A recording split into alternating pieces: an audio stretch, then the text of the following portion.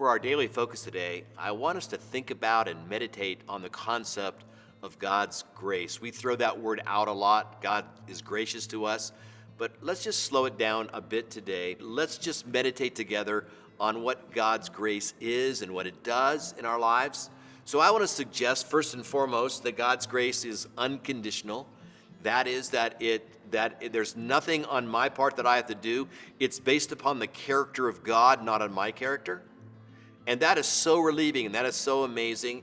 Secondly, I think that God's grace is unlimited in that it can never run out, and it is unending in the fact that there's nothing that I can do that's going to stop it. So how does that make a difference in my life?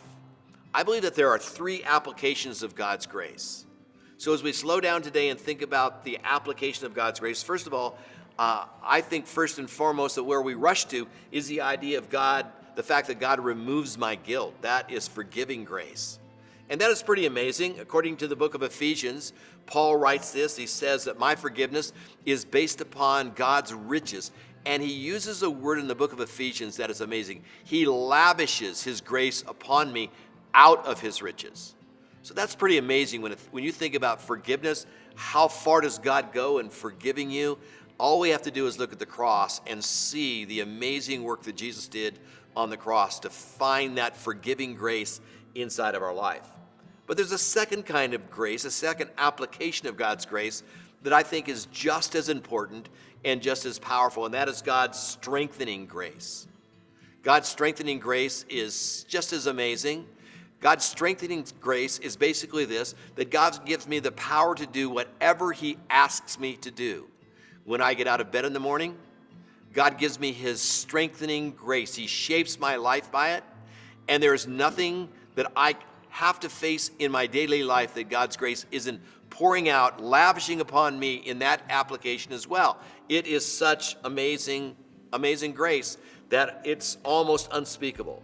I think then there's a third element or application of God's grace, and that is the fact that God's grace sustains me. And most of the time, what causes me the most difficulty in life is my hurts. What causes me to need God's grace on a daily basis is truly the hurts that happen in daily life. God has two kinds of grace for those hurts.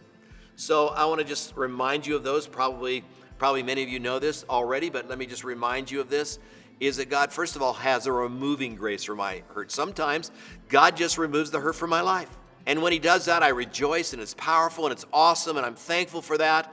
And that happens to me fairly often, that God just takes the hurt out of my heart and allows me to move on, and maybe even removes me from the circumstance or removes the difficult circumstances in my life. And that is an awesome grace of God, and we should be thankful for that. But the second kind of grace that God gives to us in our hurts is what I'm going to call sustaining grace. That is that he doesn't remove us from our problems and trials and struggles. He delivers us in the midst of them. And that grace is just as important. I want to end our time together with this verse. This is so good. I want to end with this verse. 2 Corinthians chapter 9, verse 8 says, "And God is able to make all grace abound to you, so that having all sufficiency in all things at all times, you may abound in every good work."